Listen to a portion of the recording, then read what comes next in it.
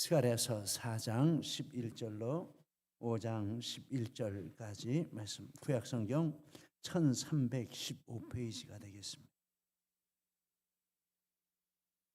스가랴서 4장 11절로 5장 11절까지 찾으셨으면 교독하시겠습니다. 4장 11절 제가 있습니다. 내가 그에게 물어 이르되 등잔대 좌우에 두 감람나무는 무슨 뜻이니까 하고, 다시 그에게 물어 이르되 금 기름을 흘리는 두 금관 옆에 있는 이 감람나무 두 가지는 무슨 뜻이니까 하니, 그가 내게 대답하여 이르되 네가 이것이 무엇인지 알지 못하느냐 하는지라. 내가 대답하되 내 주여 알지 못하나이다 하니, 이르되 이는 기름 부음 받은 자 둘이니 온 세상의 주 앞에 서 있는 자니라 하더라. 내가 눈을 들어본즉 날아가는 두루마리가 있더라. 그가 내게 묻되 내가 무엇을 보느냐 하기로 내가 대답하되 날아가는 두루마리를 보나이다. 그 길이가 20규빗이요 너비가 10규빗이니이다. 그가 내게 이르되 이는 온 땅 위에 내리는 저주라. 도둑질하는 자는 이쪽 글대로 끊어지고 맹세하는 자는 그 저쪽 글대로 끊어지리라 하니, 만군의 여호와께서 이르시되 내가 이것을 보냈나니 도둑의 집에도 들어가며 내 이름을 가리켜 망령되이 맹세하는 자의 집에도 들어가서 그의 집에 머무르며 그 집을 나무와 돌과 아울러 사르리라 하셨느니라 하니라. 내게 말하던 천사가 나와서 내게 이르되 너는 눈을 들어 나오는 이것이 무엇인가 보라 하기로, 내가 묻되 이것이 무엇이니까 하니 그가 이르되 나오는 이것이 에바이니라 하시고 또 이르되 온 땅에서 그들의 모양이 이러하니라. 이 에바 가운데에는 한 여인이 앉았느니라 하니, 그때에 둥근 납 한 조각이 들리더라. 그가 이르되 이는 악이라 하고 그 여인을 에바 속으로 던져놓고 납 조각을 에바 아귀 위에 던져 덮더라. 함께 있습니다. 내가 또 눈을 들어본즉 두 여인이 나오는데 하게 날개 같은 날개가 있고 그 날개에 바람이 있더라. 그들이 그 에바를 천지 사이에 들었기로 내가 네게 말하는 천사에게 묻되 그들이 이 에바를 어디로 옮겨가나이까 하니, 그가 내게 이르되 그들이 신할 땅으로 가서 그것을 위하여 집을 지으려 함이니라. 준공되면 그것이 제 처소에 머물게 되리라 하더라. 아멘. 할렐루야. 오늘도 변함없이 우리 하나님께서 우리 중에 임재하시고 우리 예배를 기뻐 받으시는 줄 믿습니다. 오늘은 환상이 이렇게 세 가지가 나오고 있습니다. 다섯 번째 환상의 두 번째 내용, 그리고 여섯 번째, 일곱 번째 이렇게 환상 계속. 참 스가랴 선지자는 이 환상을 통해서 이제 하나님 앞에 이렇게 계시를 받았는데, 아마 짧은 스가랴서이지만은 환상으로 보면 어느 선지자보다 못지않게 이렇게 많은 환상을 받았다, 이렇게 생각을 하게 됩니다. 다섯 번째 환상 중 두 감람나무에 대한 환상, 다섯 번째 환상의 뒷부분인데, 스가랴가 천사에게 두 감람나무에 대해서 물었습니다. 등잔대 좌우의 두 감람나무가 무슨 뜻이냐 11절. 거기에 대한 천사의 대답은 그들은 기름 부음 받은 자 둘이라 14절 상반절에 이는 기름 부음 받은 자 둘이니, 기름 부음 받은 것은 하나님의 택하심을 받았다라는 뜻이 되겠습니다. 잘 아시는 대로 구약에서 왕, 제사장, 선지자 이 세 직분이 이렇게 기름 부음을 받아서 사역을 했습니다. 여기서 기름 부음 받은 자가 둘이라 하는 것은 왕과 제사장을 가리키는 뜻이 되겠습니다. 직접적으로는 총독인 스룹바벨 왕을 대신하는 사람이고, 그리고 대제사장 여호수아 이 두 직분을 가리키고 있습니다. 그들이 하나님의 택하심을 입고 하나님이 주신 사명에 따라 성전 건축 사역을 하고 있다, 이런 의미가 되겠습니다. 기름 부음 받은 자 둘, 그리고 기름 부음 받은 자 그 둘의 모습에 대해서, 있는 위치에 대해서 등잔대 좌우에 있다라고 말합니다. 11절에 등잔대 좌우에 두 감람나무, 이 등잔대는 예수 그리스도를 가리키는 뜻이 되겠습니다. 그 좌우에 서 있으니까 예수 그리스도를 중심으로 이 두 감람나무, 즉 두 사람 여호수아 그리고 스룹바벨이 서 있다, 이런 뜻이 되겠습니다. 하나님 중심, 예수님 중심으로 이렇게 마음을 바르게 하고 맡은 바 사명을 감당하기 위해서 성전 건축하는 이런 일을 지금 진행하고 있다, 이렇게 보겠습니다. 우리도 항상 예수 그리스도 중심으로 이렇게 행해야 한다, 이런 교훈을 받습니다. 예전에 제가 중고등학교 다닐 때 전도관이라는 게 유행했습니다. 지금도 아주 없어지진 않았는데 전도관, 박태선 장로, 전도관 그랬는데, 있는 전도관은 건물이 다 똑같아요.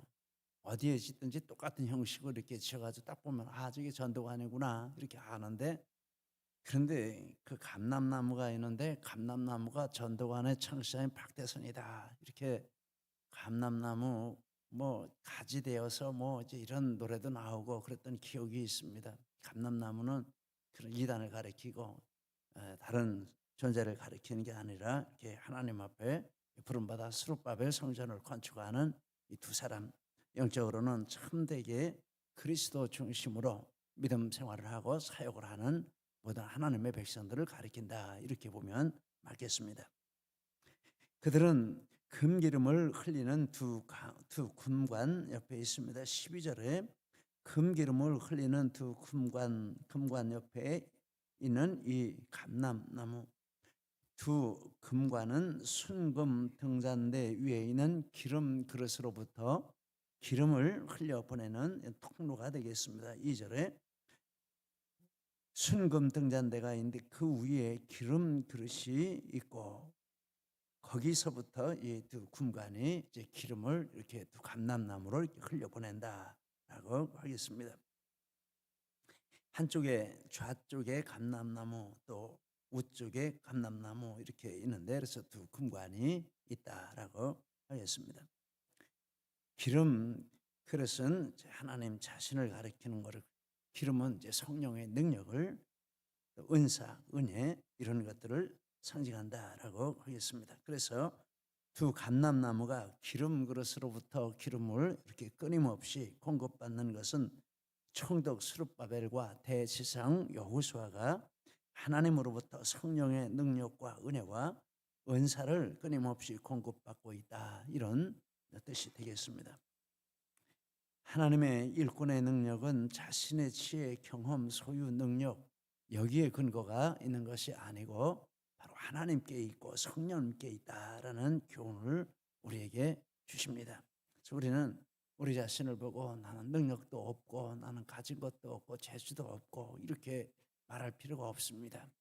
그런 거 없는 것 하나님이 아시고 우리를 예수 믿도록 부르시고 또 우리에게 일을 맡기실 때 그런 거 없는 것 아시고 맡기셨습니다. 그런데 정말 중요한 것이 있는데, 이게 하나님 중심으로 분명하게 서 있고 하나님을 의지하고 신뢰하면 그 모든 은혜와 능력은 성령 하나님이 부어주신다라는 것입니다. 우리는 이런 믿음으로 하나님 앞에 능력받아 행하시기를 바랍니다. 그럼 그렇게 일을 할 때 사람들이 어떻게 생각하겠습니까? 저렇게 능력이 많으니까 하지, 이렇게 생각하지 않고 하나님 앞에 큰 은혜를 받으니 저렇게 일을 하는구나, 정말 하나님이 저 사람을 통해서 하시는구나, 이렇게 하나님이 영광을 받으시는 줄 믿습니다. 저렇게 능력이 많고 잘났으니까 하지, 이거는 내가 영광 받는 거지, 이거 두려운 일이죠. 저렇게 나보다 못한 것 같은 사람인데 정말 저렇게 하나님 앞에 은혜 받아 하니 나는 뒤끝으로 못 따라가겠다, 정말 존경스럽다, 이런 말하면 누가 영광 받습니까? 하나님이 영광 받으시는 거죠. 우리는 하나님이 영광 받으시는 그 자리에 서야 할 줄 믿습니다. 그래서 하나님의 일꾼이 사모할 것이 있는데 성령의 능력, 또 은혜, 은사 이것을 충만히 받기를 사모하면 그것은 되는 것입니다. 하나님이 그 사람 들어 쓰시는 줄 믿습니다. 두 감람나무에 대해서 이렇게 이제 말씀을 하고 또 환상을 보았는데, 여섯 번째 환상, 날아가는 두루마리 환상을 보았습니다. 5장 1절에 내가 다시 눈을 들어본즉 날아가는 두루마리가 있더라. 그런데 그 두루마리를 가리켜서 천사가 하는 말이 이게 저주를, 온 땅에 임하는 저주라. 5장 3절에 보니까 그가 내게 이르되 이는 온 땅 위에 내리는 저주라. 그런데 두 집에 들어간다라고 합니다. 도둑의 집에도 들어가고 맹세하는 자의 집에도 들어간다. 5장 4절에 도둑의 집에도 들어가며 내 이름을 가리켜 망령되이 맹세하는 자의 집에도 들어가고, 두루마리가 날아다닙니다. 그래서 날아다닌다라는 것은 안 가는 곳이 없다라는 것입니다. 여기저기 다 돌아다니는데, 그래서 두루마리가 이 저주를 내리기 위해서 온 세상을 다 돌아다니면서 저주 내릴 곳을 찾아다닌다라는 뜻입니다. 그래서 도둑질하는 자, 또 맹세하는 자 그 집에 들어가는데, 그래서 일어나는 결과가 5장 3절에 보니까 도둑질하는 자는 그 이쪽 글대로 끊어지고 맹세하는 자는 그 저쪽 글대로 끊어지리라. 그 말로 미루어 보니까 두루마리는 양쪽에 앞쪽 뒤쪽에 다 이렇게 어떤 글이 들어있다라는 것입니다. 어떤 글들이 잔뜩 쓰여져 있는 것이다라고 하겠습니다. 그런데 이 문맥으로 미루어 보니까 저주의 글이 들어있고, 저주의 글이 들어있는데 도둑질하는 자에게 저주를 내리는 글이 들어있고 맹세하는 자에게 저주를 내리는 글이 들어있다, 이렇게 볼 수 있겠습니다. 그래서 그 저주의 글대로 도둑질하는 자의 집에 들어가서 그 글대로 끊어버리고, 맹세하는 자의 집에 들어가서 그 저쪽 글대로 끊어버리고, 이렇게 말씀을 합니다. 그래서 5장 4절에 보니까 그의 집에 머무르며 그 집을 나무와 돌과 아울러 사르리라. 이것은 죄인의 집을 도둑질하는 자와 맹세하는 자의 집을 완전히 파괴한다, 이런 뜻이겠습니다. 그 집에 머무르며라고 했는데 이것은 완전한 파괴를 마칠 때까지, 파괴를 완전히 이룰 때까지 계속 저주를 내린다라는 뜻이 되겠습니다. 참 무섭습니다. 그러면 도둑은 무엇입니까? 이 도둑은 그냥 도둑질하는 그것만 가리키는 것이 아니고 포괄적인 뜻이 있습니다. 이웃에게 범하는 죄를 대표하는 의미를 갖습니다. 십계명에 보면 두 그룹이 있습니다. 하나님께 대한 계명과 사람에 대한 계명이 있는데, 도둑은 바로 이 십계명에서 사람에 대한 계명을 포괄적으로 나타내는 그런 뜻이 되겠습니다. 5절 5계명부터 10계명까지 부모 공경하라, 살인하지 말라, 간음하지 말라, 도둑질하지 말라, 탐내지 말라, 이런 내용을 다 포괄적으로 한 단어로 표현한 게 도둑질이라. 보면 다 도둑질하는 거죠. 그렇죠. 도둑질하고 관련된 남의 거 아닌 걸 내가 스스로 가지려고 하는 그런 것이죠. 다. 사람에 대해서도 그렇고 물질에 대해서도 그렇고 그런 거지 않습니까? 그것을 포괄적으로 사람에 대한 이 6가지 계명을 포괄적으로 상징적으로 나타낸 단어가 도둑이라는 것입니다. 그래서 그 도둑질하는 자의 집에 들어가서, 즉 5계명부터 10계명을 어기는 자들에게 들어가서 머무르면서 이렇게 파괴하고, 완전히 그런 방식을 통해서 그가 세우고 그가 건축하고 그가 쌓아왔던 모든 것을 다 무너뜨린다라는 것입니다. 완전하게 무너뜨린다라는 뜻입니다. 무서운 말씀입니다. 또 맹세하는 것은 특별히 5장 4절에 보니까 내 이름을 가리켜 망령되이 맹세하는 자의 집에도 들어가서, 이것은 10계명의 위에 부분, 하나님과 관련된 그 1계명부터 4계명까지, 그러니까 하나님이 맹세하지 말라라는 게 중심에 들어 있습니다. 그것을 가리키는 뜻이 되겠습니다. 1계명부터 4계명, 하나님에 대한 계명을 범하는 것. 거기에 그런 자들, 그러니까 합하면은 도둑과 맹세하는 것은 이 10계명 전체를 가리키, 성경 말씀 넓게 하면 전체를 가리키는 것이죠. 하나님이 하지 말라 한 것을 하지 말라 말씀하신 것을 거역하고 불순종하고 행한 모든 것을 가리키는 뜻이 되겠다라고 하겠습니다. 그런데 두루마리 환상을 보여주셨는데, 두루마리는 길이가 20규빗이고 너비가 10규빗이에요. 5장 2절에 그 크기에 대해서, 장광에 대해서 이렇게 말씀을 합니다. 20규빗이면은 한 규빗이 이제 한 50cm에서 한 55cm, 뭐 팔이 긴 사람은 한 60cm 이렇게 될 텐데, 그러면 10규빗이면은 5m, 20규빗이면 10m, 그러니까 10m, 5m 되는 이제 이런 양탄자 같은 이제 그런 두루마리가 되겠습니다. 거기에 이제 저주의 말이 한쪽에는 하나님의 영광에 대해서, 하나님의 이름에 대해서, 하나님에 대한 계명에 대해서 범죄하는 것에 대한 저주가 기록되어 있고, 또 이렇게 뒤집어서 이쪽에는 이 사람에 대한 계명에 대해서 범죄하는 것에 대한 저주가 기록되어 있는데, 그 말대로 다 가서 이렇게 성취를 한다라는 것입니다. 하나님 말씀은 반드시 이루어지는 줄 믿습니다. 그런데 왜 이런 규빗이 나왔을까? 이렇게 자료에 보니까 이 20규빗 그리고 10규빗 여기와 일치되는 부분이 있는데, 이게 성전에 가면 성전에 들어가는 그 입구의 길이 똑같이 일치된다라고 이렇게 설명이 나와 있고, 열왕기상 6장 3절을 이렇게 인용해 놨는데, 거기 보니까 이렇습니다. 성전의 성소 앞 주랑의 길이는 성전의 너비와 같이 20규빗이요 그 너비는 성전 앞에서부터 10규빗이요. 그래서 성전에 들어가려면 주랑은 길이죠. 들어가는 길이 있는데, 바로 성전에 들어가는 그 입구가 이렇게 너비가 10m 그리고 길이가 5m인데 이게 완전히 이게 틀려버린 것입니다.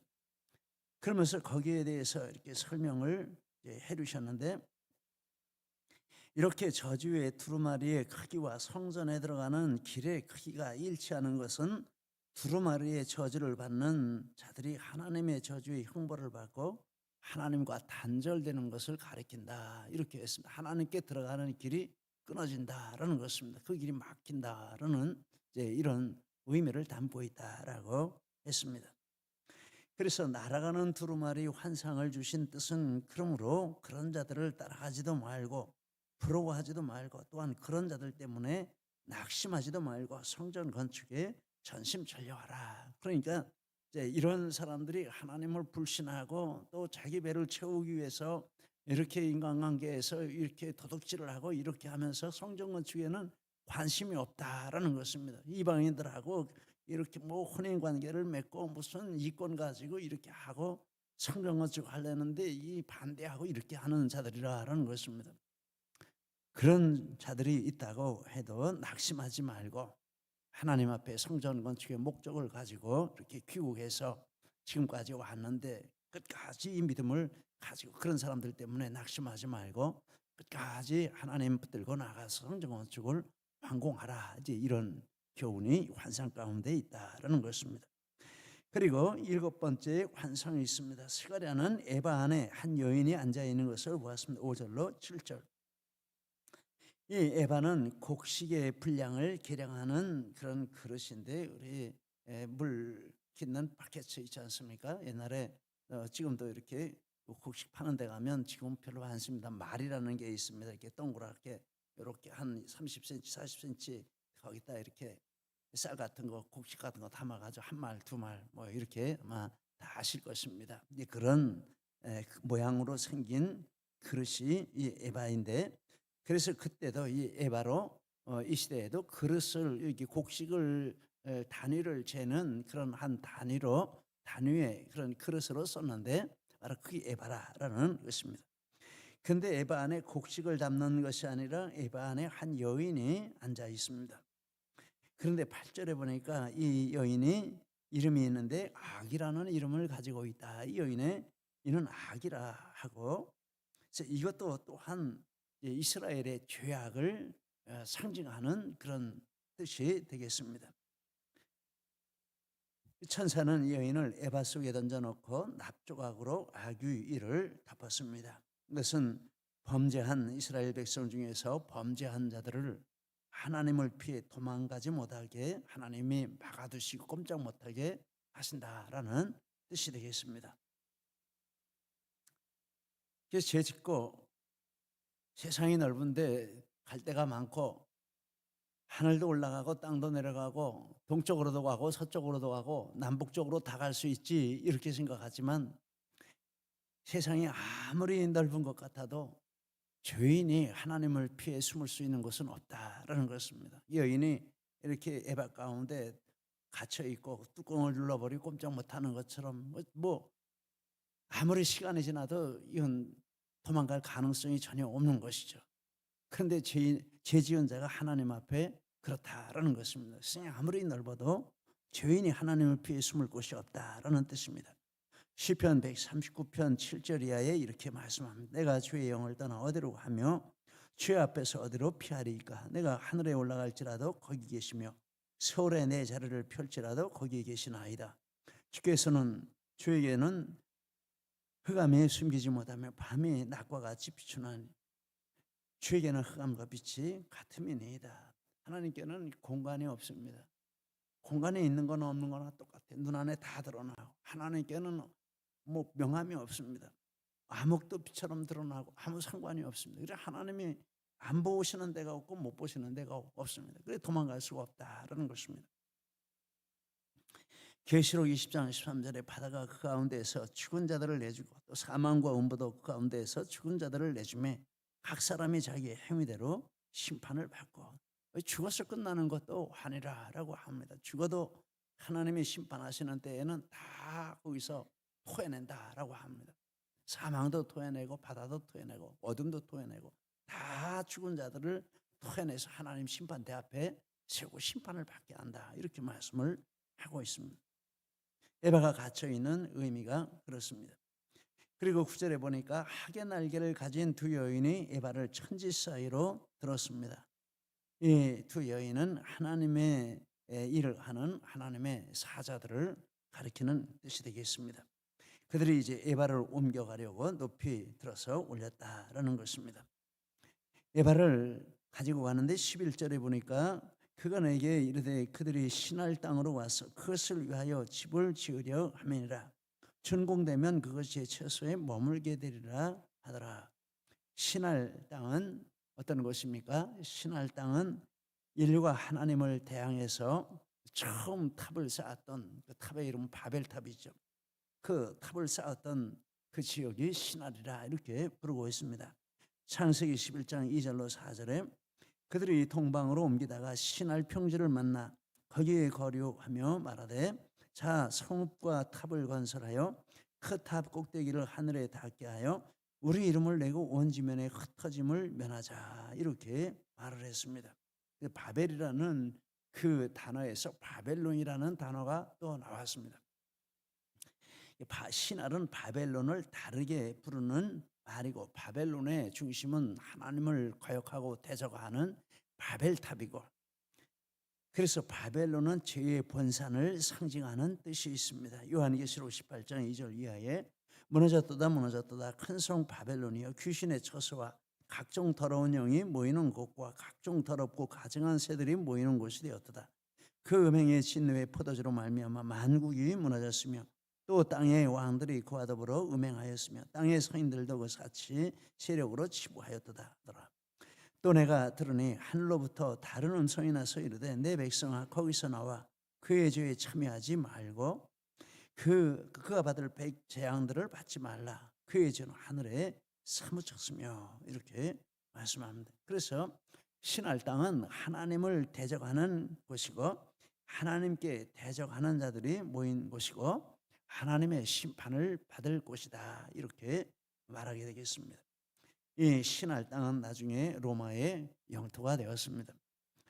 집을 짓고 에바 속에 있는 여인을 거기 머물게 한다라는 것은 이 에바 속에 있는 여인은 이와 같이 범죄한 이스라엘을 가리키는 뜻인데 집을 짓고 신할 땅으로 옮겨서 집을 짓고 거기 머물게 한다라는 것은 범죄한 이스라엘이 로마에게 멸망당하고 로마 영지에 각지로 흩어져서 나라가 사라지는 그런 것을 의미한다. 주석에 이렇게 말씀을 했습니다. 그래서 에바 속 여인이 신할 땅에 가서 완전히 이렇게 감옥에 갇혀서 나오지 못하는 것처럼 하나님 앞에 범죄한 이스라엘 백성이 로마 시대에 완전히 멸망당하고 흩어져서 다시 회복하지 못한다라는 이런 의미가 있다라고 하겠습니다.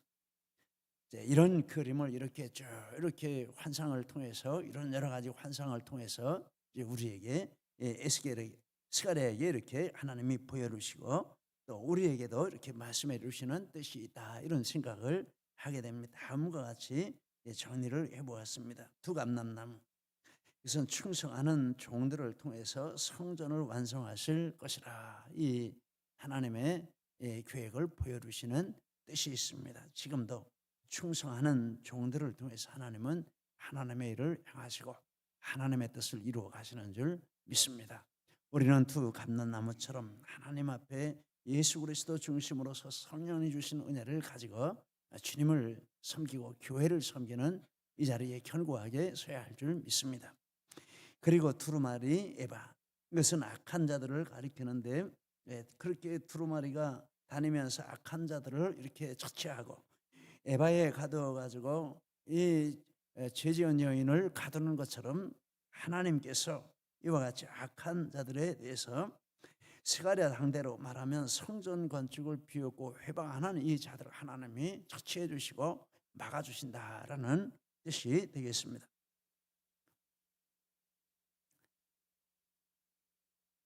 에바도 마찬가지 그런 뜻이 되겠습니다. 두 감람나무 환상의 참 뜻은 예수 그리스도의 초림과 교회 건설이라 이렇게 보겠습니다. 그리고 두루마리 에바 환상의 참 뜻은 예수님과 교회를 박해하던 이런 이스라엘이 멸망당하고 유대교가 멸망당하고 이제 그 위에 참된 교회가 세워지는 이런 비전을 하나님이 스가랴에게 보여주신 것이라 이렇게 말하겠습니다. 그래서 이 환상은 스가랴 당대의 사람들에게는 담대하게 스가랴 성전은 건물로서 의미가 있는 것이 아니라 이런 영적인 물줄기를 이어가는 한 도구로서 하나님이 사용하시겠다라는 뜻이고 예수님 당대의 성경이 쓰여지던 때에는 이렇게 유대교를 흩으시고 이스라엘을 흩으시고 거기에 교회를 세우시고 교회가 영적인 이런 참 교회로 존재하고 부흥하게 하는 이런 것을 가르치시고 오늘 우리 시대에는 마찬가지로 이런 사단의 세속의 역사가 교회 공격하는 것을 막아주시고 하나님의 몸된 교회로 하나님의 역사를 이루어 가신다라는 이 진리를 보여주는 뜻이 되겠습니다. 스가랴는 이 환상을 통해서 큰 은혜를 받고 또 환상의 해석을 받은 이 스가랴 당대의 스룹바벨 대제사장 여호수아 그리고 참된 믿음을 가진 성도들은 큰 은혜를 받고 용기를 내어서 성전을 건축했다라는 것을 우리가 이렇게 보게 됩니다. 그리고 예수님 당대의 성도들도 똑같은 은혜를 받아서 정말 교회를 부흥시키고 열방까지 복음을 전파하는 이런 사명 감당했다라는 것을 보게 됩니다. 이제 바톤은 우리에게 넘어와서 우리도 이런 믿음으로 하나님 앞에 충성하고 복음을 위해 살고 하나님의 교회가 하신 역사를 이루어가는 이런 사명을 우리가 받은 줄 믿습니다. 이 사명 잘 감당하는 우리 모두가 되시기를 예수님 이름으로 축복합니다.